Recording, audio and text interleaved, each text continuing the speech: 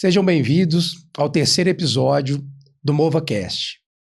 Dando continuidade à nossa discussão sobre a mobilidade, sobre a apropriação da cidade, nós temos aqui hoje a terceira mulher a participar do MovaCast. Isso é um bom sinal desse empoderamento das mulheres aqui no Brasil e no mundo. Então a gente vai trazer com muita satisfação a Fernanda Elisa Pereira Toé, a vereadora de Belo Horizonte. Ela tem 46 anos, é mãe de 2 filhos e é casada há 16 anos, Belo Horizontina de coração e criação, onde reside atualmente com a sua família. Estudou nos colégios Imaculada Conceição e Santo Antônio, é advogada formada pela PUC de Minas Gerais, onde também fez pós-graduação em Direito Público. Por quase 10 anos, foi assessora da Câmara Criminal do Tribunal de Justiça de Minas Gerais. Em 2012, se tornou promotora de justiça no estado de São Paulo. Retornou para BH, recuperar suas raízes, para ficar também próxima de sua família em 2016. Filiou-se ao Partido Novo, logo após seu registro, e se elegeu vereador por Belo Horizonte em 2020, com 6.049 votos. Foi reeleita vereadora em 2024, sendo a 4ª mais votada da capital, com 18.682 votos. Com brilho nos olhos e muita disposição, tem se dedicado para fazer de Belo Horizonte uma cidade melhor. Sempre a marca de um trabalho sério, de qualidade e feito com muito amor. Então, recebo aqui, Fernanda, muito obrigado pela presença. Espero que a gente tenha um papo excelente. Eu quem te agradeço, Guilherme, pela oportunidade e dar os parabéns também para o trabalho que você tem feito junto ao Dr. Renato, Dr. Felipe, se dedicando ao estudo de mobilidade, trabalhando em diversos estados, diversas cidades do Brasil, e fico aí doida para vocês poderem fazer também um trabalho por Belo Horizonte. Com certeza, tendo a parceria de pessoas, políticos que estejam comprometidos com a melhoria da nossa cidade, do Brasil, eu acho que isso com certeza será possível. O mineiro gosta de exportar talentos, né? Sim. E a gente acaba não utilizando esse benefício que a gente tem, esses talentos dentro da nossa cidade. Eu acho que a gente precisa trazer primeiro o benefício para a gente e depois começar a emprestar para os outros estados e para as outras cidades. Né? Mas no final das contas é que ela fala, né? O bom filho a casa torna. Sim. Então, um bom mineiro a casa torna. E aqui nós estamos buscando aí contribuir, trazer melhorias para a nossa cidade. Que bom. Fernanda, eu acho que assim, é uma coisa que me traz para a nossa área, essa área que eu trabalho da mobilidade urbana, uma coisa que gostaria de saber, eu acho que todo mundo gostaria de saber um pouco, assim. Você com esse currículo, essa promotora em São Paulo, né, você trabalhando em diversas áreas, por que você falou assim, olha, é fundamental, é importante. E eu não posso falar, né, porque se eu pensar que a minha vida foi estruturada em questão do transporte, da mobilidade, por que você pegou essa bandeira da mobilidade para trabalhar? Guilherme, é até curioso. Eu sempre achei, a gente escuta as pessoas falando do problema de mobilidade urbana. Eu, durante época de faculdade, eu só andava de ônibus. Adolescente, eu ia para a escola de ônibus. E aí, quando eu tive perto de me formar, meu primeiro sonho foi ter um carro para ficar livre do ônibus. Então, eu sempre achei que o problema do transporte público coletivo fosse falta de ônibus. Então eu falava, bem, o ônibus demora, o ônibus é ruim porque falta ônibus. E assim, como acho que no imaginário popular de um todo, eu achava que a questão era comprar ônibus. E eu vinha descobrir qual foi e qual é o grande problema da mobilidade urbana durante a CPI da Covid na Câmara Municipal. E o interessante é que, na época, estava tendo uma CPI no Congresso Nacional, onde ficou aquela discussão de cloroquina, não cloroquina e métodos né, de combate ali técnicos, que passou longe da técnica, e acharam que na Câmara Municipal o assunto circularia dessa forma também. Mas a gente discutiu a seguinte questão: por que a cidade fica fechada? O porquê das escolhas técnicas de abertura de quais e tais setores. Em especial, eu tinha um olhar muito forte para a reabertura das escolas. Eu sou mãe de 2 crianças e como ex-promotora de justiça, eu sei que elas são prioridade absoluta na nossa Constituição. E eu questionava por que abrir o Mineirão e não abrir as escolas. E foi dentro deste contexto que surgiu ao final da CPI da Caixa Preta da BH Trans a questão do repasse de 220 milhões de reais a título de compra antecipada de Vale Transporte, que eles não aprofundaram e foi o tema central da CPI da Covid. Perfeito. Como que o município de Belo Horizonte faz compra antecipada de Vale Transporte dentro de um contrato que se encerrou sem utilizar todo esse valor e dentro de um pedido judicial que, na verdade, era um pedido de subsídio, se transforma em compra antecipada de Vale Transporte e não tem regramento nenhum para falar como vai ser utilizado esse valor, para falar como vai ser devolvido esse dinheiro, e o município não é banco. Então, foi dentro de um contexto de fiscalização e técnica jurídica que eu acabei entrando no assunto de mobilidade urbana e ali tenho desenvolvido todo esse trabalho ao longo de mais de 5 anos. É verdade. A Covid, na verdade, ela trouxe diversas questões para serem tratadas, né, quando a gente vai pensar em termos de mobilidade. Uma delas você colocou assim, eu acho que é fundamental, e meu grupo de pesquisa, a gente trabalhou muito, é que a gente começou a fazer um grande estudo, um grande levantamento até em nível mundial, e começamos a ver aquelas cidades que tiveram um sistema de transporte organizado, que ele conseguia realmente, com informação, fazer a gestão da mobilidade de forma plena, foram aquelas que superaram, encararam melhor a pandemia, porque elas soube coordenar isso e tinha informações para conseguir fazer uma gestão eficiente. As cidades se tornaram mais resilientes. Então, esse aspecto é fundamental. E o outro aspecto também que você colocou, que eu acho que é o encaminhamento, eu acho, dessa CPI, foi que ali ficou muito claro a transição e a importância do sistema de transporte para a cidade. Exatamente. Né? Então, quando a gente vai pensar na questão que a gente viu que o sistema de transporte ele é deficitário economicamente, isso, né, a gente começa a ver que surgem ali diversas estratégias para financiar o sistema de mobilidade. Porém, isso assim, de uma forma muito abrupta, rápida e sem um pensamento de observar outros aspectos, né? Acho que a CPI da Covid, quando a gente começou a investigar o repasse desses 220 milhões de reais, o que ficou muito claro foi isso. As decisões políticas dentro do contrato de transporte público coletivo em Belo Horizonte não são precedidas de estudo, não são precedidas de análise. Então, falta gestão. O primeiro repasse na época da Covid foi feito sem autorização da BH Trans, sem base contratual e sem decisão judicial.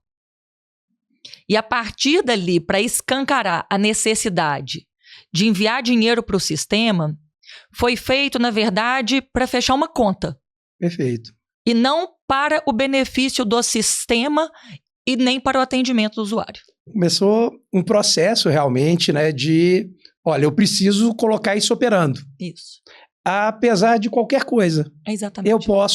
Eu tenho que garantir isto. E aí começamos já num processo histórico, né, vamos dizer assim, a gente já desde 2013, isso no Brasil de forma geral, a gente veio perdendo gradativamente os usuários, e aquele momento, mas ainda tinha uma preocupação apesar dessa perda de número de usuários, a gente ainda tinha uma preocupação e um compromisso, um pacto entre poder público, operadores e até mesmo usuários, de buscar melhorias no serviço, de trazer mais usuários, dos usuários serem, em parte, esses financiadores, né, do sistema, e a gente, com o subsídio, começou a ver essas deficiências e tampar o buraco com subsídio, paga subsídio por subsídio. É isso. Essa é a minha grande crítica, inclusive. É bom você ter tocado no assunto do subsídio. 2022 foi o primeiro subsídio dado no município de Belo Horizonte. Através de uma autorização legislativa. E ali, eu acho que foi a primeira vez que teve um pacto de governança. Porque para a gente autorizar esse subsídio, nós exigimos a criação de um grupo de trabalho.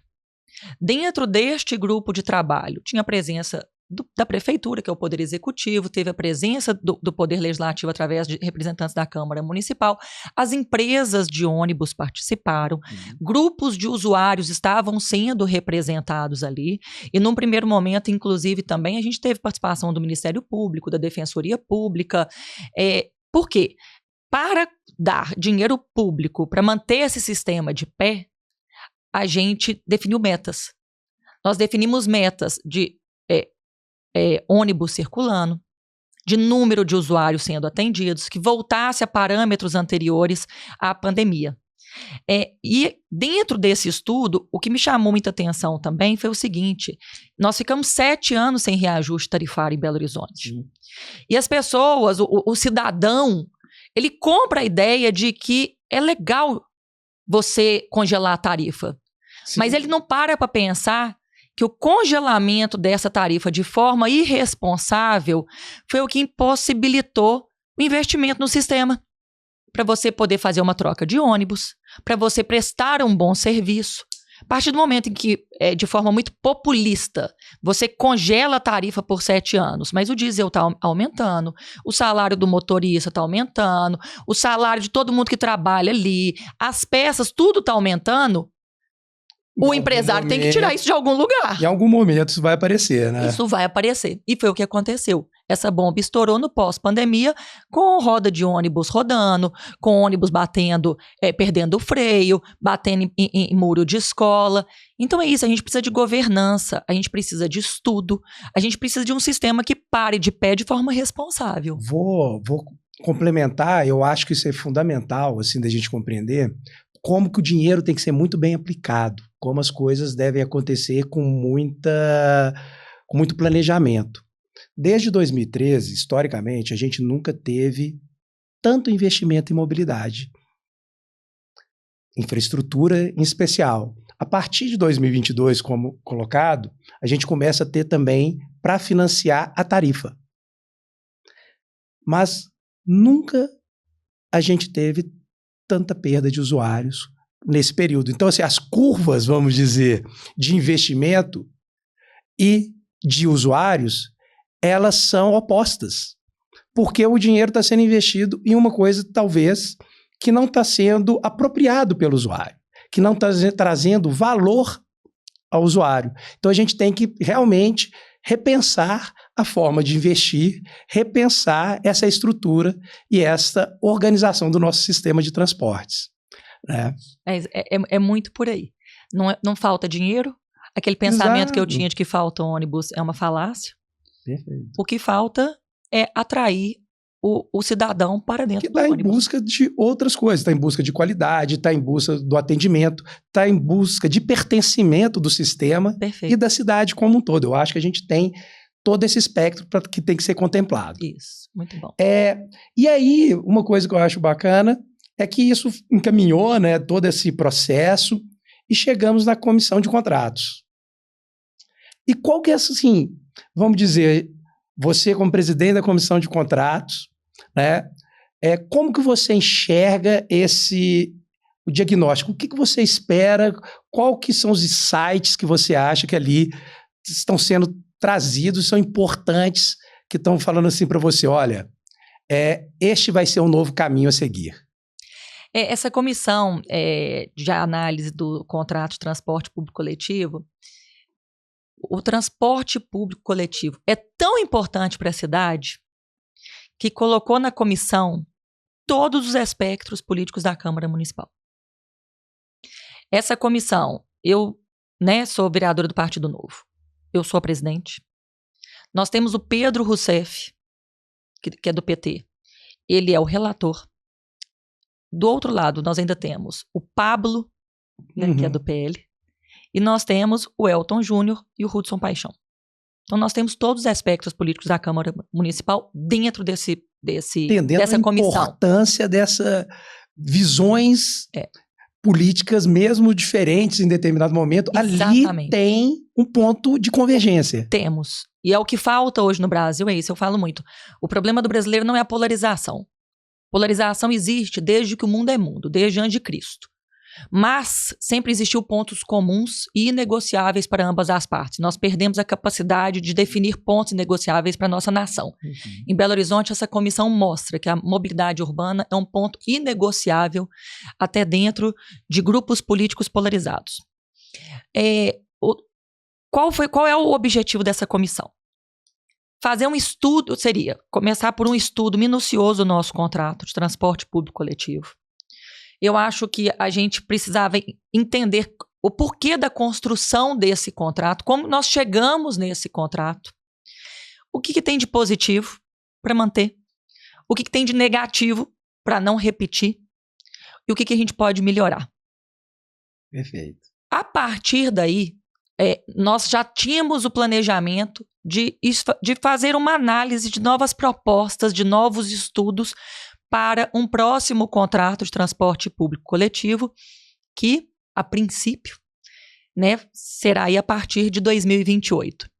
Mas eu acho até que a discussão do Tarifa Zero na Câmara Municipal de Belo Horizonte nos mostrou que essa análise, digamos, histórica, ela pode ficar para depois, porque o mais urgente, considerando aí que 2028 está logo aí, seria nós fazermos uma análise de uma nova proposta. Né? O que está faltando em Belo Horizonte? Quais são os problemas do nosso contrato? E já começar a colocar pontos que seriam os pontos inegociáveis para o próximo contrato. E a começar por como trazer o cidadão de Belo Horizonte para o ônibus. Eu já tive em eventos onde vocês estavam presentes e me marcou muito a seguinte frase. Existe um grupo de pessoas que não vai andar de ônibus. Elas nunca andaram, elas não vão andar.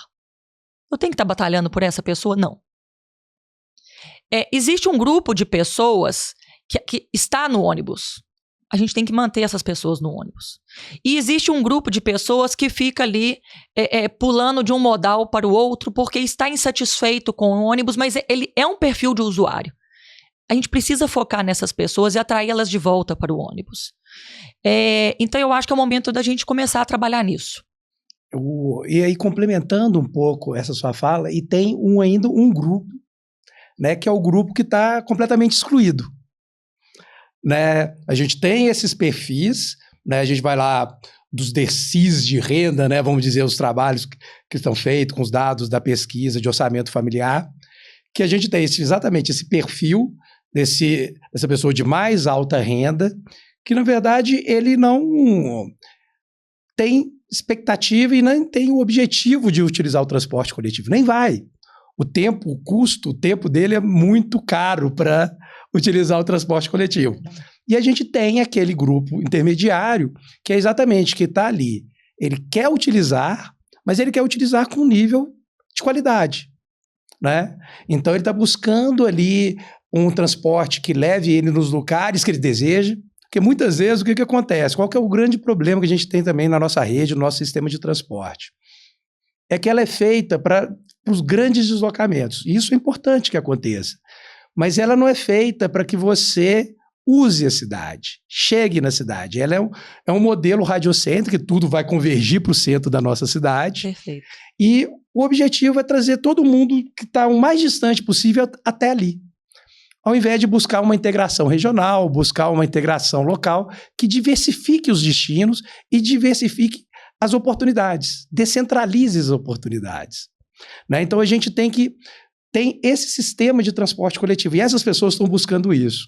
Tem um perfil que ele é trabalhador formal, que recebe o Vale Transporte, que é usuário cativo ali, né, do sistema, e tem aqueles imóveis, que estão dentro de uma taxa de mobilidade. São pessoas que não têm...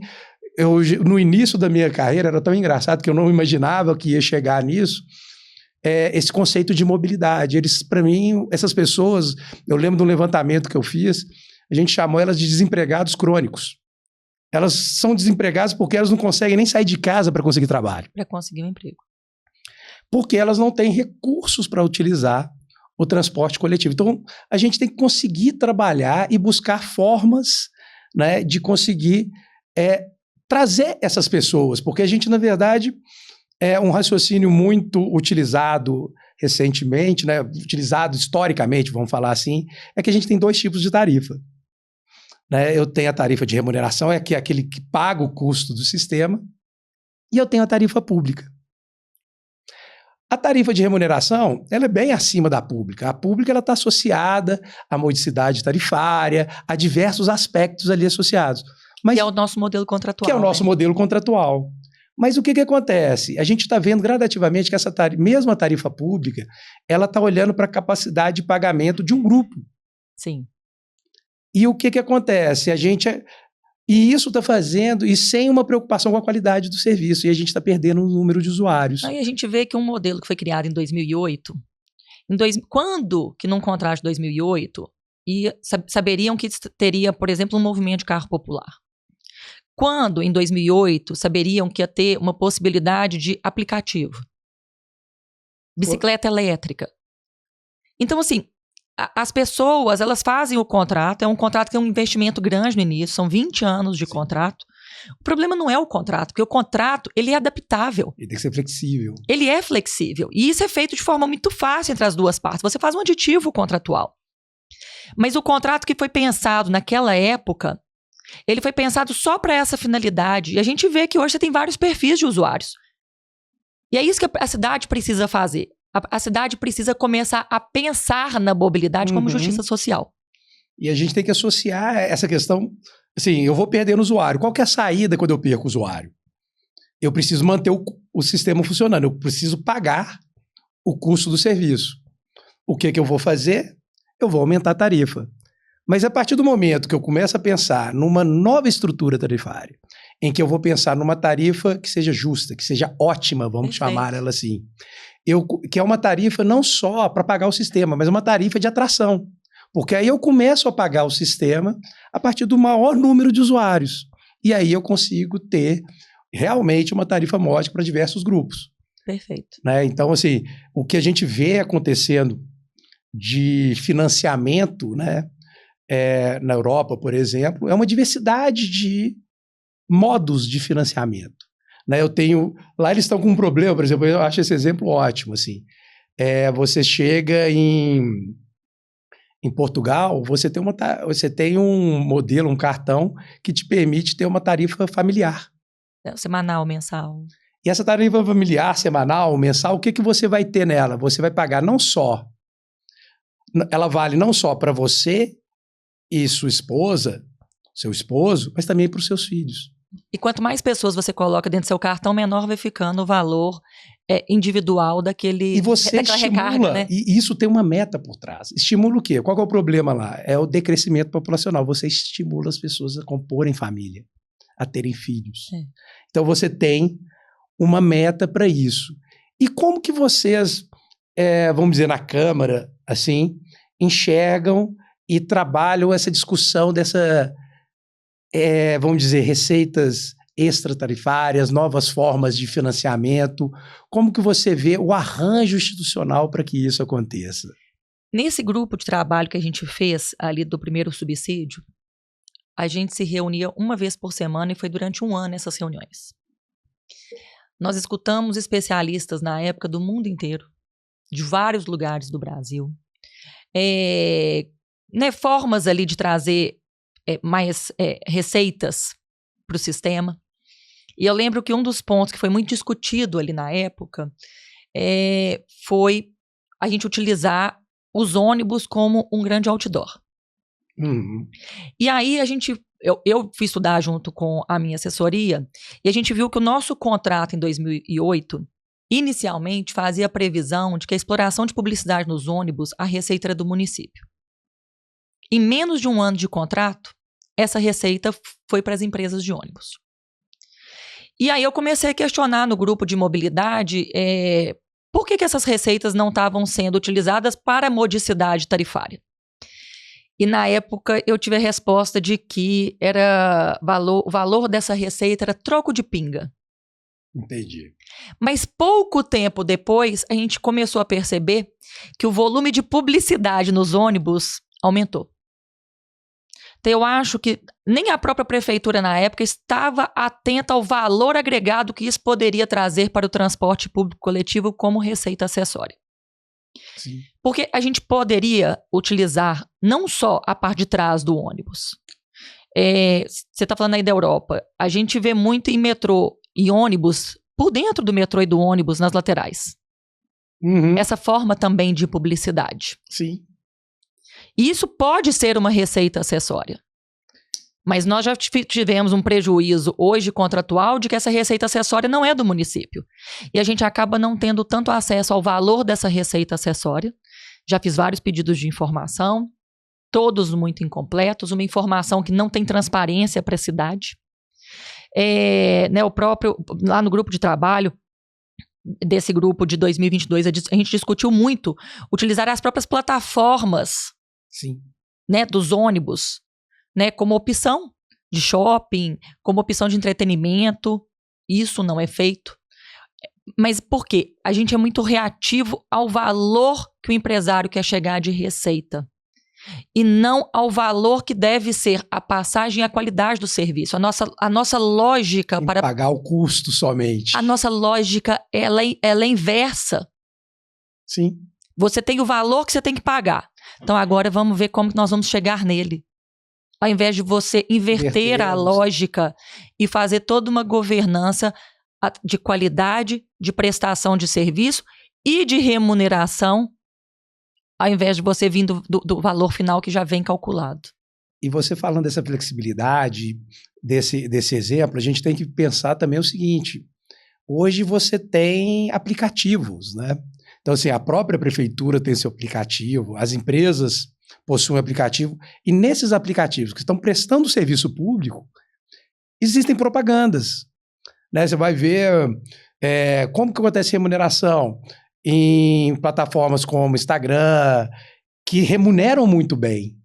E você tendo esses aplicativos, você tem propaganda ali dentro, você também tem outras fontes de receita. Então você, com o uso de tecnologia cada vez mais presente, né, e isso a gente tem que pensar nessa evolução dos nossos contratos, você cria outras formas do que a gente chama tradicionalmente de propaganda. Exatamente. E que você pode amplificar isso. E você também tem outras possibilidades, né?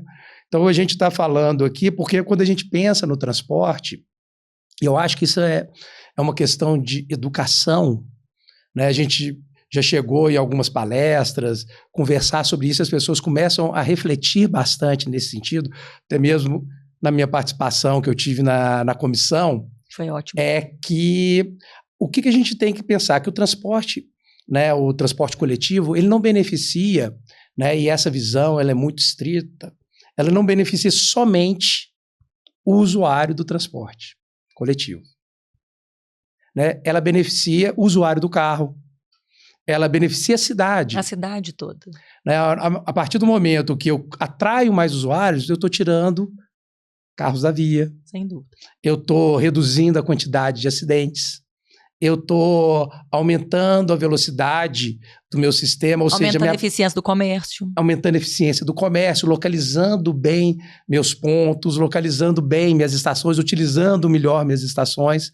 Então, quando eu faço isso, eu agrego valor àquilo. Não é somente os benefícios diretos, mas também os benefícios indiretos que o bom sistema de transporte traz.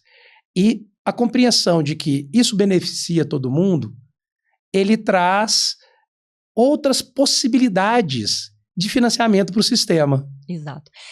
Sabe que na nossa última reunião na comissão, o Dr. Raul, que faz todo um trabalho aí de análise de como o consumidor se comporta, né, ali durante a escolha do produto, né? Como que ele faz as escolhas dele como consumidor. E eu até confirmei com ele, Belo Horizonte e Curitiba são mercados onde no Brasil você lança primeiro o produto, porque são os mercados de consumidores mais exigentes do Brasil. E ele estava falando a respeito disso. Como que nós temos que atrair a pessoa para o ônibus? Porque qual vai ser a sensação dela de pertencimento a esse sistema? E eu acho que a gente precisa fazer um trabalho disso, não só com o cidadão usuário, mas com o próprio gestor e com o próprio prestador do serviço. Sim. Eu acho que a gente precisa fazer uma reorganização mental de quem presta o serviço, mostrando para ele... Ótimo, reorganização mental. Nós precisamos de uma reorganização mental para ele entender que o modelo que ele prestou esse serviço durante anos e durante gerações, isso precisa ser remodelado para a empresa dele. Isso precisa ser remodelado para o gestor. E isso precisa ser remodelado para o consumidor. Eu vou te dar um exemplo. O tempo que a gente perde hoje, né? A gente estava falando a respeito de valor. Quem ganha um salário mínimo, a hora dele no ônibus custa R$ 7,50. Sim. É mais do que o valor da passagem. E a pessoa precisa entender o valor da hora dela. Todo mundo tem um valor de hora. Hoje, gente, uma hora que você às vezes está parado, você consegue resolver muita coisa num celular. Você consegue pagar a conta. Você transforma aquele tempo em tempo útil. Em tempo útil. Em tempo útil. Será que a gente, reduzindo uma hora de uma viagem... O quanto que ganharíamos de tempo isso, e de produtividade. Isso, e às vezes mostrando o seguinte para a pessoa, olha, você vai ficar 1 hora no ônibus, ao invés de você pegar uma moto e gastar 20 minutos. Mas dentro dessa 1 hora de ônibus, você vai ter qualidade para poder resolver certas coisas que você pode fazer no seu celular. Você não pode estar ali espremido dentro do ônibus. Não. Você tem que estar com o ônibus de acordo para que você desenvolva aquela atividade. E numa sensação de conforto para você resolver questões no seu celular. Uhum. Você tem que ter sensação de segurança, de que ninguém vai entrar ali e vai tomar o celular da sua mão. Você, como mulher, tem que ter a sensação de que você não vai estar sendo molestada enquanto está resolvendo alguma coisa no seu celular. E você tem que saber que você vai ser entregue no seu ponto final, que é um ponto final importante para você. E que dali você vai ter um caminho prazeroso para você, porque Exato. A gente também tem que pensar, e aí na hora que a gente cria uma estrutura muito rígida, a gente acha que o transporte, a avaliação do usuário do transporte, é só dentro do veículo. Ela é uma viagem completa. Ela avalia o serviço de ônibus do caminho que ela tem até o ponto de embarque e do ponto que ela desce até o local de destino. Exatamente. Quando a gente vai ver as trocas que estão acontecendo por outros modos de transporte, por exemplo, já comentamos o Uber Moto, as mulheres estão trocando por causa desses 2 outros tempos. Exato. O medo, a falta de segurança e a garantia de chegar no lugar sem ser assediada, fazendo muitas mulheres escolheram o Uber Moto, que muitas vezes é mais caro. Exatamente. Então não é uma questão estrito econômica no custo. Não, mas pega ela na porta de casa e deixa ela no destino final. Com segurança. Então, é um além, né? Não é pensar único e exclusivamente em pagar aquela conta. Eu tenho que trazer outros valores. E ali, eu acho que é super importante a gente trabalhar para a questão da gestão, né? Essa questão da importância de você ter metas, de você ter indicadores mensuráveis, porque aí sim eu acredito que comissões, Perfeito. Através da transparência, vão ter um papel fundamental. Que foi o que nós criamos no primeiro subsídio de 2022. Ali que foi criado um canal de denúncias, se não me engano, acho que tinha 14 itens como exigência. Foi a criação de um canal de denúncias, uma apresentação trimestral na Câmara Municipal dessas denúncias do retorno para o cidadão, que voltasse a atender o número de usuários pré-pandemia, que tivesse transparência do repasse dos valores. Mas o grande problema é que ficou só naquele subsídio. Os próximos subsídios viraram subsídio por subsídio. Por subsídio, porque ninguém sabe qual é o real valor da passagem em Belo Horizonte. Porque ninguém questiona que o sistema precisa do recurso. Precisa. Mas a gente tem que questionar a utilização desse recurso. Perfeito. E o que ele está sendo utilizado para trazer qualidade, trazer as pessoas para dentro desse serviço. E para as pessoas entenderem, nós temos tarifa pública, nós não temos tarifa de remuneração. Perfeito? Perfeito.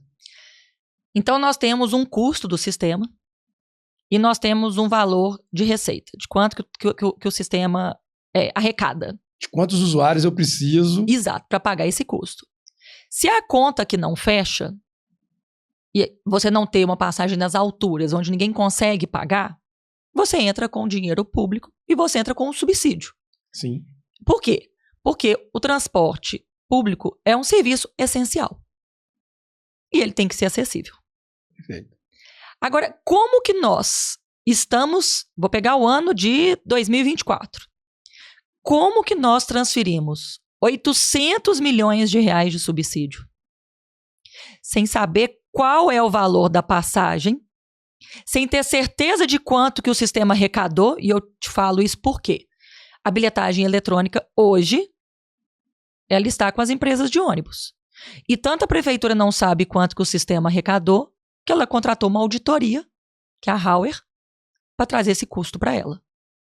Então, nós estamos passando dinheiro público no escuro, para fechar uma conta que não é nossa. Então, na hora que a gente traz esses elementos, a gente tem transparência e a gente tem ferramentas de gestão. A gente começa a observar aonde a gente realmente quer chegar.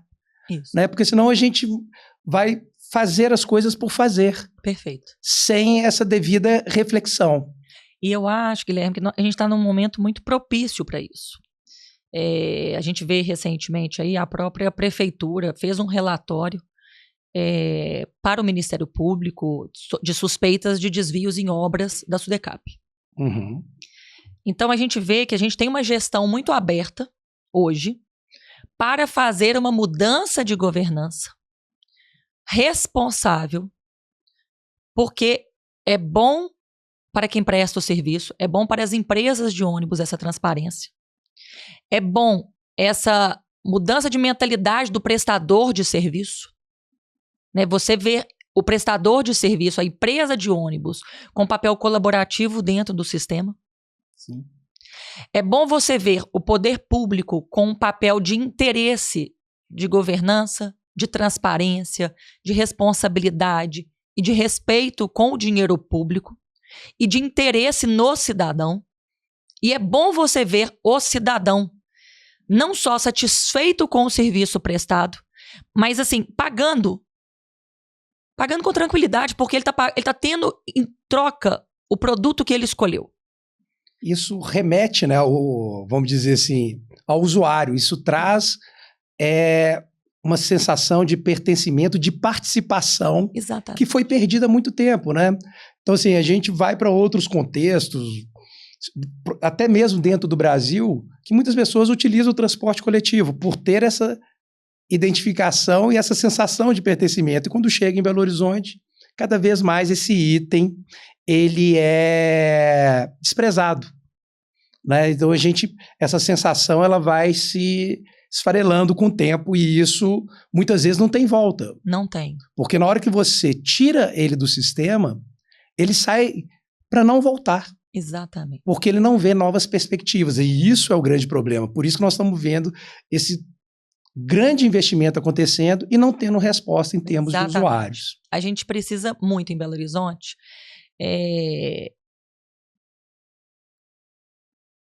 Como que eu vou expressar aqui? A gente precisa muito pensar em Belo Horizonte. Como melhorar o transporte público coletivo. Eu desconheço qualquer estudo sobre sobreposição de linhas. É o que você falou. O sistema hoje só pensa em te levar de um lugar longe para o centro. Eu tenho que começar a pensar em como levar o cidadão para os pontos de interesse dele. Exato. E eu posso fazer isso através de um estudo. Perfeito. Eu posso tirar linhas que estão sobrepostas para atender lugares que vão fazer uma viagem muito mais curta para aquele cidadão do que ele ter que ir para o centro e depois ter que ir para um ponto de interesse dele. Até pouco tempo atrás, nossa pesquisa de sobe e desce era com papelzinho. Sim, e o mundo inteiro utilizando diversas outras tecnologias. Não, o mundo já está com carro sendo dirigido... Autônomo, né? Autônomo. Carro autônomo. Sem gente dirigindo. E quando você fala nessa questão de sobreposição, aí eu vou entrar com outro ponto importante que eu acho que a gente tem que pensar pelo contexto de Belo Horizonte. Porque a gente tem uma grande sobreposição dentro do sistema de Belo Horizonte, mas eu tenho que pensar que a gente vive numa região metropolitana. Perfeito. E que eu tenho ali vários outros sistemas, né? Inclusive o sistema de metrô. E aí a gente vê uma concorrência entre ônibus, Sim. ônibus-metrô, e uma falta de conversa entre, vamos dizer, municípios E Estado. e Estado. E eu vou te dar um exemplo clássico, desculpa te interromper. Não, por favor. Desculpa te interromper. Eu estava conversando com um funcionário do clube, eu fui dar carona para ele um dia, e ele falou comigo, ele falou, Fernanda, a gente pegava em Nova Lima um ônibus, um vermelhinho, e ele parava ali naquele ponto do BH Shopping. Sim. Municipal, que é subsidiado pelo município de Nova Lima. Então a passagem, o valor é muito menor. Só que o ônibus municipal, ele não pode passar de uma cidade para outra. Sim. Ele não pode parar em Belo Horizonte. Então, hoje, para ele sair de Nova Lima e parar no ponto do BH Shopping, ele tem que pegar um ônibus metropolitano. E o valor da passagem é muito maior do que o ônibus municipal de Nova Lima, que é subsidiado. Ou descer no limite do município e quando você passa ali em Nova Lima, você vê o tanto de gente descendo a pé. Exatamente, exatamente. Então, olha que sistema mal pensado. Olha que sistema mal pensado. E é aquilo que você falou, nós somos uma região metropolitana, são 34 cidades, onde você tem um coração comum que é Belo Horizonte. Por que não existe um pacto de mobilidade dentro desses municípios? A exemplo de Goiás. Por que nós não podemos pensar num ônibus que vai sair lá do centro de Nova Lima e vai parar no ponto do BH Shopping, ao invés das pessoas terem que descer ali na divisa, fazerem o restante do percurso a pé? Com risco. Com risco. Porque você está numa rodovia, não tem calçada, não tem... Exato, e com sobreposição de linhas. Por que a gente não pensa num sistema que é bom para todo mundo? O que está faltando para ter essa convergência? Essa convergência Aí você pode falar, mas é difícil juntar 34 cidades para fazer isso. Gente, então vamos começar com uma? Vamos começar com 2, com 3, porque o que é bom todo mundo quer. E temos que pensar o seguinte, também de uma desestruturação, porque quando eu falei de Belo Horizonte, essa questão de tudo vir para o centro de Belo Horizonte, eu também tenho que pensar que a região metropolitana é mais do que Belo Horizonte. Eu tenho conexões, as minhas linhas metropolitanas, todas elas me trazem para Belo Horizonte. Precisa. Será que eu não consigo ter conexões melhores entre outros municípios para que reduza essa necessidade de vir para Belo Horizonte? Perfeito. Contagem, Betim, são municípios grandes, com oferta de serviços, com oferta de empregos. Perfeito. E você ter uma conexão. Então, assim, é muito mais fácil você pegar um ônibus e vir para Belo Horizonte do que você sair de Contagem e pegar um ônibus para ir para Betim. Exato. Aí você tem que parar em Belo Horizonte. Você tem que vir para você de Belo Horizonte ir para Betim. E isso é ônibus que está sobrecarregando a nossa cidade. Sobrepondo o sistema. Sobrepondo o sistema. E principalmente quando sobrepõe o sistema, eu estou aumentando a quilometragem, né, aumentando o meu custo, e estou tendo menos usuários, porque vão ser os mesmos usuários. Sim. Então eu vou ter uma quantidade menor de pagantes do sistema por uma quilometragem maior. Então, assim, eu começo a desestruturar o meu sistema na sua própria origem. E a gente faz, inclusive, todas essas cidades crescerem. Exatamente. A própria questão da saúde vai ser impactada, né? Porque a gente pode estar reforçando a saúde nesses municípios e as pessoas não necessariamente terem que vir para Belo Horizonte. A questão das escolas também. A gente vê que tem pessoas que moram em outras cidades, mas trabalham em Belo Horizonte, colocam como domicílio Belo Horizonte, porque para ela, às vezes, uma escola pública em Belo Horizonte fica muito mais fácil para trazer o filho do que na própria cidade ou na cidade vizinha. E isso está acontecendo na revelia do governo. Na revelia. Porque o que eu vou colocar um trabalho que a gente publicou, que a gente produziu, o grupo de pesquisa, que começou a observar que depois da pandemia, olhando os dados da pesquisa Origem e Destino de Belo Horizonte, antes e depois da pandemia, os deslocamentos começaram a ser menores. Tanto na região metropolitana, quanto em Belo Horizonte. Com tempo menor de viagens, ou que seja, as pessoas, na verdade, por ação própria, estão buscando atividades próximas ao invés de deslocar. E isso, no congresso que acabamos de participar, foi corroborado com um estudo que mostrou que a quantidade de estabelecimentos na área central para comércio reduziu, enquanto isso rebateu em outros municípios da região metropolitana, em outras centralidades. Por quê? Porque as pessoas começaram a ver, olha, eu prefiro receber até menos, mas eu vou ter um custo menor e vou perder menos tempo do que eu ficar todo dia indo para Belo Horizonte, para o centro da cidade. E até é importante você colocar para mim uma coisa que vocês já me falaram também. Ter mais ônibus no centro significa que você está colocando o comércio do centro mais ativo? Agora, eu mudei o papel, viu, gente? Eu quem sou entrevistadora. Me fala a respeito disso, porque vocês me ensinaram que isso é uma falsa percepção, inclusive com cases mundiais. O que acontece, por exemplo, o que a gente vê é que, vamos pegar o exemplo de Londres. Londres, na hora que deu prioridade ao transporte coletivo, o que aconteceu? Na verdade, eu reduzi a quantidade de ônibus, porque ele começou a circular tão melhor, tão mais livre, que eu precisei ter uma oferta, vamos dizer, uma frota menor. Mas eu tinha uma frequência maior. E aí eu começo a ter um desenvolvimento melhor naquela área. Porque não adianta nada eu falar assim, olha, eu tenho uma malha ótima, uma rede ótima, atende todas as regiões da cidade. Mas passa ali o quê? De 2 em 2 horas? Passa ali de hora em hora? Né? Isso não me traz valor. O que interessa ao usuário é a frequência que aquilo acontece. Para a frequência melhorar, eu preciso de fluidez. Eu preciso de fluidez do transporte coletivo. Né? Então, quando vai chegar a Londres, as grandes cidades mundiais, o que ela fez? Nas áreas centrais, o acesso, ele se dá no transporte coletivo. Sim. E não necessariamente aumentando a quantidade de veículos ali dentro, mas melhorando a eficiência do sistema. É porque eu fico até pensando assim, a pessoa que desce do ônibus, aí ela vai pegar o próximo ônibus. A fila já está enorme. Ela não vai ali na lojinha fazer uma compra para depois entrar na fila. Ela já vai entrar na fila.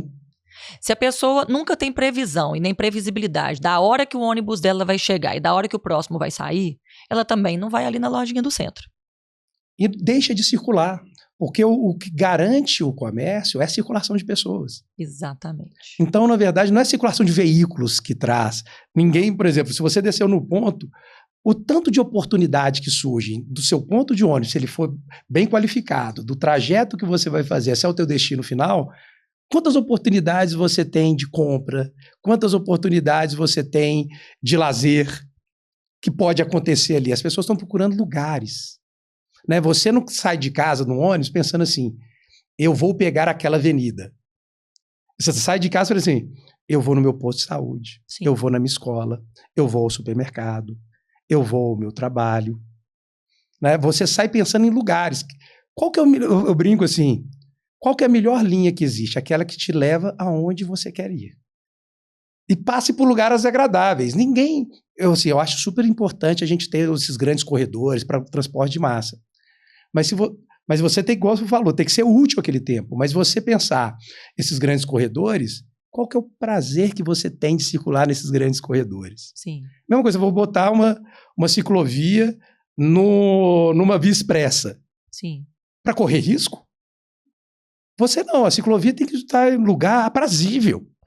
Quem está de bicicleta, quem está a pé, quer ter uma vitrine ao lado, Sim. Quer ter uma árvore, que ele possa tem que te levar sombrear, de um lugar a outro lugar. Mas que tem que ser aprazível.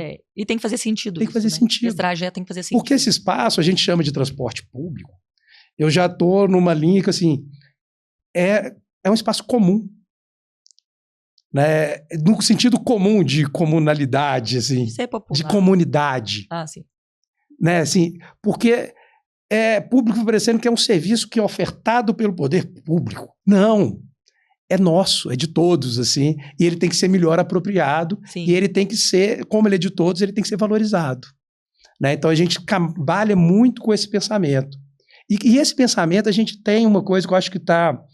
Agora a gente tem que ter cuidado, logicamente, mas é um caminho que eu acho que sem volta, que é essa questão ambiental, né? Que eu acho que é uma coisa super importante de a gente ver, porque outro exemplo que a gente teve agora numa visita técnica na Europa, e aí uma das fontes de financiamento, inclusive da tarifa, é o pensamento Carbono zero. do carbono, da descarbonização. E existe um monte de fundo de empresas aí para bons projetos. E pensar nisso para a nossa cidade, que seja através... Porque lá eles vão além, mas é importante ter esse início, eles vão além da eletrificação. Eles consideram o carbono zero a mudança de modo de transporte. Você sair do carro e ir para o ônibus, você está reduzindo. Então, você tem meta de descarbonização, Sim. que ela é batida, não porque eu eletrifiquei, mas porque eu deixei de utilizar o carro. E aí, como que a Câmara, você vê esse suporte e essa mudança desse pensamento? Porque não é chegar assim... Eu também discuto muito essa questão da gente mudar para ter veículos elétricos, mas assim, uma substituição, porque eu vou ter congestionamento verde. Isso não adianta nada. Como que você está pensando essa, vamos dizer assim, esse novo paradigma? É isso. Não é substituir por substituir. A gente tem que substituir com planejamento. Eu acho que faz total sentido a gente colocar ônibus elétricos para grandes percursos e avenidas em Belo Horizonte. Mas faz sentido colocar um ônibus elétrico no bairro Santo Antônio? Topografia não permite, você tem uma série de outros problemas ali. Porque o ônibus elétrico também, gente, assim, aí você fala, ele não polui. Mas depois você vai fazer o quê com aquela bateria de lítio? Então, se você reduz a vida útil daquele ônibus, você está gerando um problema de sucata. Problema ambiental. Um problema ambiental. Então, nós temos também que pensar, vai colocar ônibus elétrico? Onde vai colocar o ônibus elétrico? Como que ele vai funcionar? Como é que nós vamos fazer uma vida útil para ele que faça sentido fazer essa substituição? Eu vou até sair um pouco do ônibus, Guilherme. Uma meta de carbono zero pode ser, no nosso caso, passeios bem conservados. Também. E eu vou dar um exemplo meu. Eu, quando adolescente, muitas vezes, meu pai dava dinheiro para o ônibus. E muitas vezes, eu ia a pé para a escola para economizar o dinheiro do ônibus. Fiz várias vezes. Várias vezes também. Eu morava no Santo Agostinho, Colégio Santo Antônio ali no Funcionários. Eu ia e voltava a pé. Eu fazia inglês ali perto do Colégio Logosófico. Eu ia e voltava a pé. Mas assim, era outra qualidade de calçada e segurança. Também. E segurança. Eu estava falando sobre isso recente na Prefeitura de Belo Horizonte. Eu moro a 3 quarteirões da escola. E eu várias vezes já cheguei ao ponto de deixar meu carro na porta da escola, eu ir a pé para casa para terminar de trabalhar, esperar o horário da aula acabar, eu ir a pé para a escola, pegar os meninos, colocarem eles no carro, para ir de carro com eles para casa.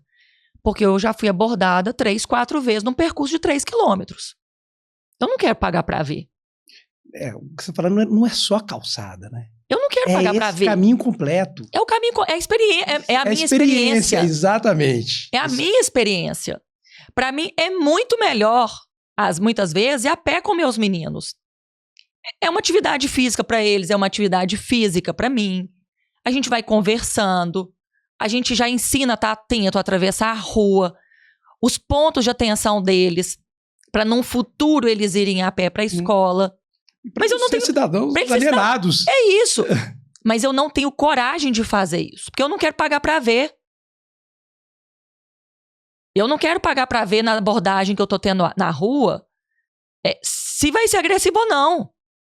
Eu não quero pagar para ver se eles vão me enfiar num carro e levar junto com meus meninos. A experiência pode ser muito pior. É claro. Então, assim, essa questão do valor, né? A gente falou do uso, esse exemplo seu, mas nós falamos da menina que vai utilizar a moto para se deslocar. Perfeito. Né, o aplicativo de moto, porque ela tem medo, ela quer chegar em casa com segurança, ela quer ter uma experiência melhor. É isso.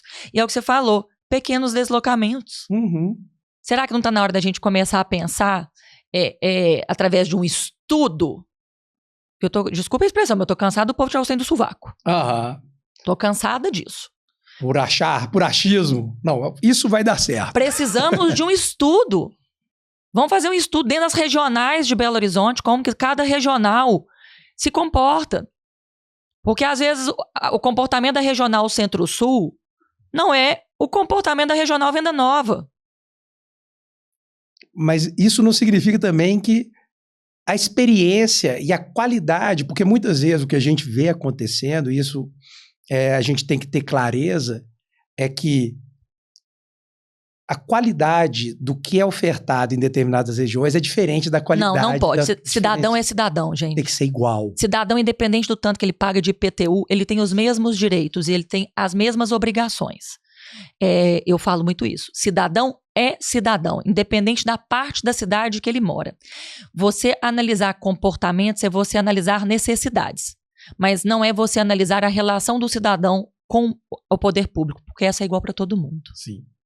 Porque isso vai nos mínimos detalhes, né? Tem muita gente que fala da calçada, isso. No abrigo do ponto de ônibus. O próprio Chiquinho estava falando isso, né? Ele como representante ali de usuários de ônibus, ele falando disso, como que o cidadão de uma região é tratado de forma diferente de outra região. Né? Muitas vezes em função de questão social, em questão de classe social. Gente, cidadão é cidadão. A relação dele com o poder público tem que ser a mesma. Mas a forma de prestar o serviço, a necessidade dele vai ser diferente. E é isso que a gente tem que entender. Não é porque um cidadão... não, mas ele mora num bairro bom de Belo Horizonte, ele não precisa do poder público, ele precisa, ele é cidadão. Ele paga como todos os outros. Pode ser que a necessidade dele em relação ao poder público seja diferente. Mas ele é cidadão. Da mesma forma, o cidadão de vilas e favelas. Que precisa. Que hoje, por exemplo, nós temos uma tarifa zero ali dentro. E, de fato, ele precisa. Sim. Ele precisa mais do que o outro cidadão. Mas aí não significa que o ônibus dele tem que ser de pior qualidade, porque Exatamente. Ele não paga nada. Que ali eu aceito ele estar lotado, ali eu aceito... Não pode. Não. É essa a premissa que está errada. O que a gente tem que preocupar é muito com isso. Né? Algumas experiências que a gente está vendo por sistemas aí de financiamento do serviço é que oferta um sistema mais barato ou até mesmo gratuito e esquece o padrão de qualidade. E aí aquele sistema que, na verdade, você fala assim, olha, eu estou recebendo aqui um benefício, na verdade se torna, muitas vezes, a gente está observando, se tornando um transtorno. E é desrespeitoso com o cidadão. Porque passa aquela imagem, não, eles estão com esse descaso porque ele está barato, porque ele é gratuito. Né? Então, assim, na verdade, a partir do momento que eu penso em novas tarifas, o meu compromisso se torna ainda maior com a qualidade. Claro. Né? Porque é ali que eu tenho que falar o seguinte, olha, você está recebendo isso e você está recebendo isso com mais qualidade ainda. Por isso que nós fizemos essa modificação. Essa modificação não é só porque você não tinha dinheiro e agora você pode usar. Sim. E aí você tem que, como você pode usar, você tem que aceitar de qualquer maneira. Ao contrário, é ali que eu tenho que ter mais controle de informação, porque ali eu vou estar realmente trabalhando com o recurso público e colocando o recurso público de forma efetiva e tem que ser de forma transparente. É isso. E trazendo benefícios para toda essa população. Sim. Hoje a gente gasta e gasta muito com mobilidade. Nós temos uma BH Trans, nós temos uma SUMOB, nós temos uma Secretaria de Mobilidade Urbana e nós temos subsídio. Como que isso está revertendo para o cidadão? Exatamente. Mas tanto dinheiro sem um estudo. Tanto dinheiro sem fazer uma análise de uma cidade que mudou muito de 2008 para 2025. Da data do nosso contrato para os dias de hoje. Eu recupero muito essa questão que eu participei da equipe que participou do plano diretor da região metropolitana de Belo Horizonte. E qual que é a minha brincadeira, assim, que eu acho? Essa questão da mudança que está acontecendo ser enorme. Eu falo que tudo que aquilo que a gente projetou naquele período não tem como ele ter acontecido, porque a gente vivia, vamos dizer, nos anos 2000, um contexto político, econômico completamente diferente do que veio. A gente viu num contexto que aumentava o número de usuários, a gente chega a partir na década seguinte, muda completamente. E isso a gente começa a ter, a partir de 2013, uma queda sistêmica do número de usuários do transporte coletivo. Então, tudo que foi projetado, né, naquele período, ele precisa de revisão. Ele foi bom para aquele período, mas ele precisa evoluir, né? Ele precisa avançar, porque as pessoas mudaram, né? Tipo assim, cada geração mudou. Eu falo que meus alunos, assim, você no início chegou a comentar que você comprou um carro logo que fez 18 anos. Queria tirar a carteira. Meus alunos hoje em dia falam assim, eu tirar a carteira para quê? É isso. Tanto que eles me dão um alívio que eu acho que eles vão resolver o problema da mobilidade. Tem solução a longo prazo. Não vai precisar de investimento, nada, não precisa. Eu estou falando isso, mas assim, eles vão resolver, porque eles têm uma visão de comunidade muito diferente da nossa visão. A gente pode ter, e a gente tem um medo, né, das gerações, mas não, é uma evolução. Eu acho que eles estão num caminho super bacana, porque eles têm uma noção de pertencimento de comunidade muito diferente do que a gente teve.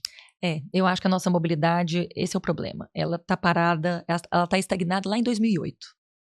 E nada foi feito para acompanhar as mudanças da cidade, as mudanças de mentalidade do cidadão, as mudanças tecnológicas e as opções que foram surgindo. E aí você fala assim, a culpa é do contrato? Gente, mas o contrato, você faz aditivo. Você assenta entre as partes e resolve. O problema são as soluções populistas e imediatas que são feitas para agradar e não para solucionar. Eu vou até fazer ontem, eu estava vendo O Poderoso Chefão. Eu tô doida para ver a série nova. Que é uma aula, O Poderoso Chefão. E para mim é o melhor filme que tem. Ontem eu estava vendo O Poderoso Chefão. O Don Corleone nasceu em 1901. No filme mostra ele ali, um jovem adulto em Nova York, se não me engano, por volta de 1940 e alguma coisa. Tá? Então vamos pensar.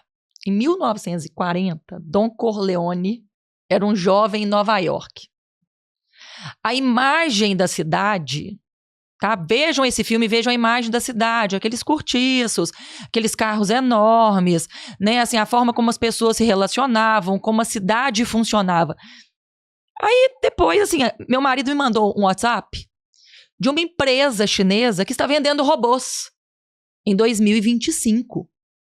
Gente, em menos de 100 anos, nós saímos da Nova York de Don Corleone jovem para a China vendendo robôs.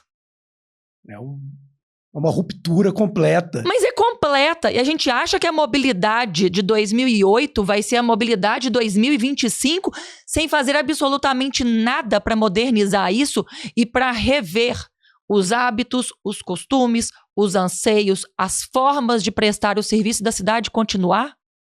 Mudou tudo. A mobilidade precisa se atualizar. A mobilidade precisa estar em constante atuação. E isso não depende de dinheiro, isso não depende do número de ônibus, porque nunca se investiu tanto para o serviço estar ruim e não atrair usuários. Isso depende, e o que a gente perdeu, falta gestão.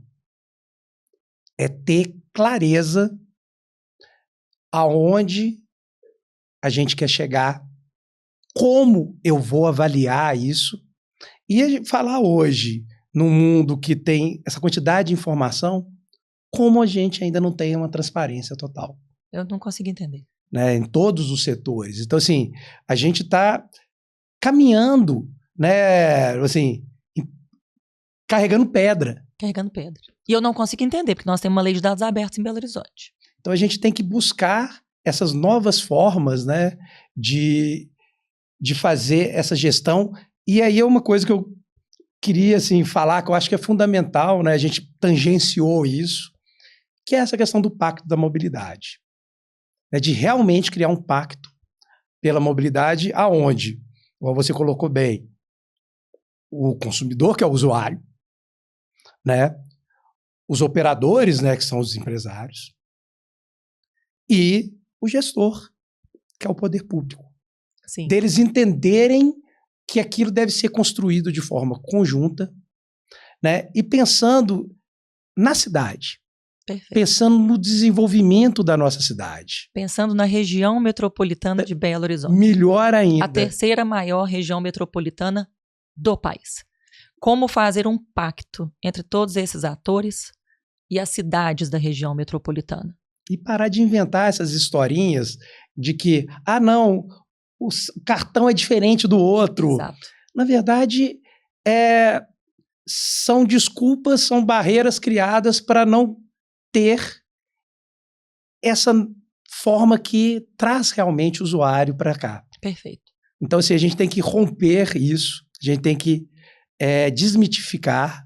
E eu acho que, assim, trazer você aqui, né, é um pouco isso, é mostrar que a política está mais próxima do que a gente imagina. Nós somos seres políticos. Somos. A política, Guilherme, assim, até já te agradecendo a oportunidade de estar aqui, agradecendo pelo Cefet, aí, o grupo do Ônibus, ter participado com tanto afinco e tanta disponibilidade ali durante o debate do Tarifa Zero. Para deixar, nós precisamos parar de tratar a mobilidade com discursos ideológicos e a gente precisa trabalhar a mobilidade com dados, né? A gente precisa de resultado e bons resultados para o cidadão, para o poder público e para os empresários de ônibus, porque eles também não têm obrigação nenhuma de prestar um serviço sem remuneração. Sim. Eles são empresas. Mas a gente precisa de ter uma relação de mais transparência, uma relação mais séria, e eu vejo muita mobilidade hoje como se tivéssemos 3 pessoas aqui, uma com a faca no pescoço da outra. Praticamente isso. O primeiro que der o movimento aqui, cai os 3. Cai o usuário, cai a empresa de ônibus e cai o município.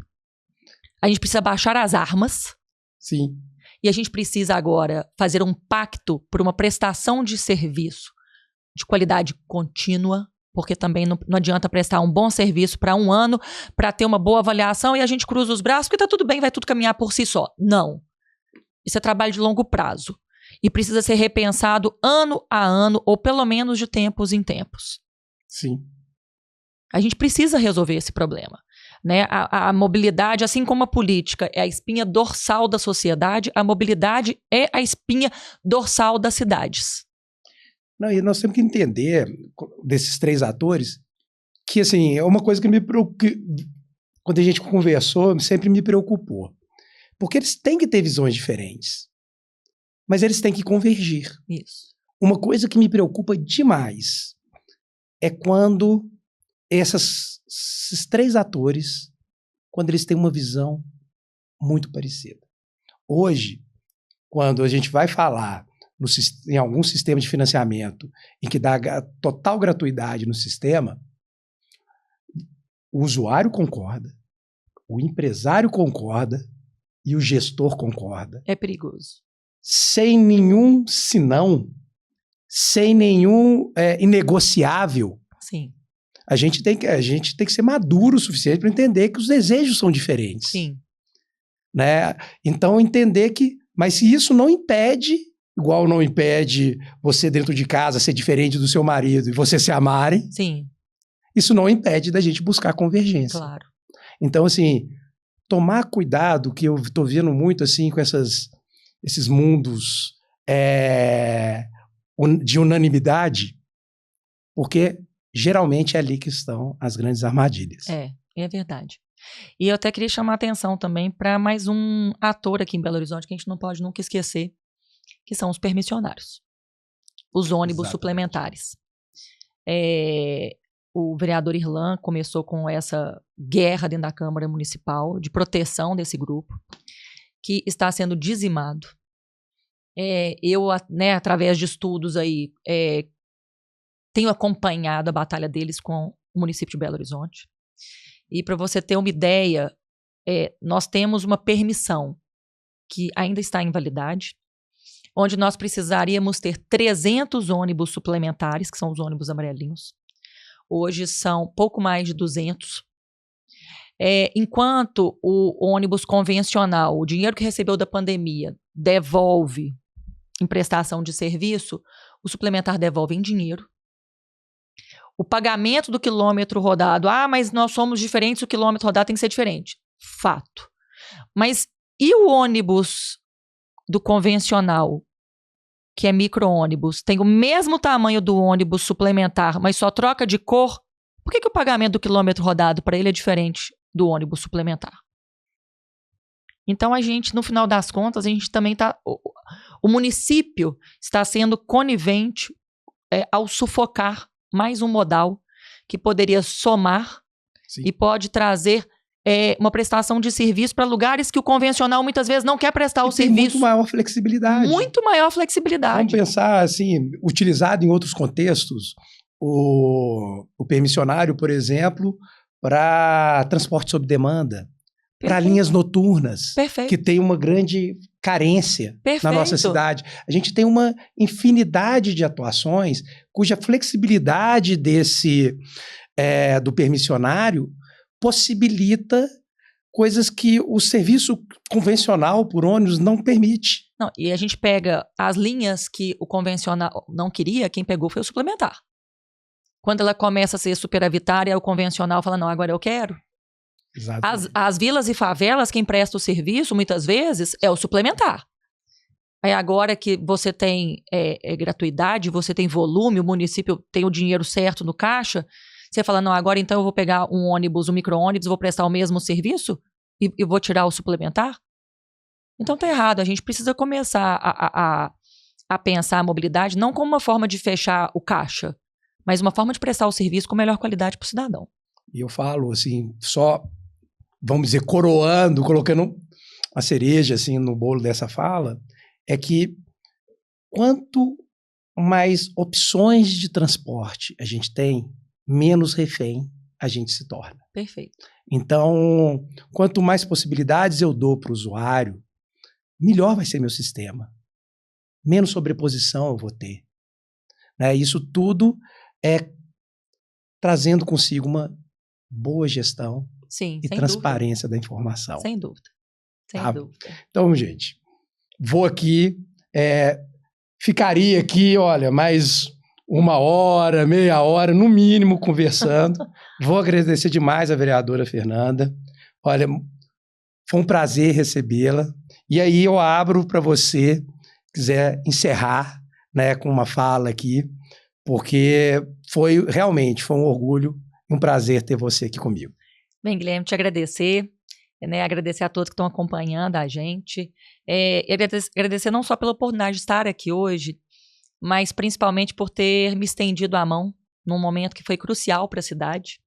Explicar para as pessoas, dentro da Comissão de Transporte Público, dentro da nossa comissão de estudo do contrato de ônibus, eu recebi uma mensagem do Dr. Guilherme falando, Fernanda, estudo isso há mais de 20 anos, com o Dr. Renato, com o Dr. Felipe, e nós podemos ajudar no que for preciso, nós estamos à disposição. Coitado, mal sabia o que viria pela frente, eu já catei eles e falei, eu preciso de ajuda, porque eu não quero trabalhar com a mobilidade urbana, não quero trabalhar com o estudo de novas perspectivas do contrato de ônibus, só na base do achismo.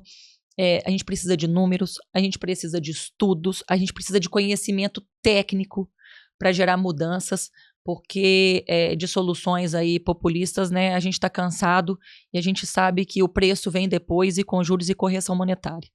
Então, eu te agradeço aí imensamente por ter auxiliado a comissão, por ter auxiliado a Câmara Municipal inúmeras vezes, com todo o seu conhecimento, com todo o conhecimento da sua equipe, e espero poder contar com vocês ainda ao longo aí dos próximos 3 anos para a gente trazer, de fato, soluções viáveis, soluções técnicas, soluções pensadas para um bom investimento do dinheiro público, para um bom retorno para a população e para todos os setores da cidade.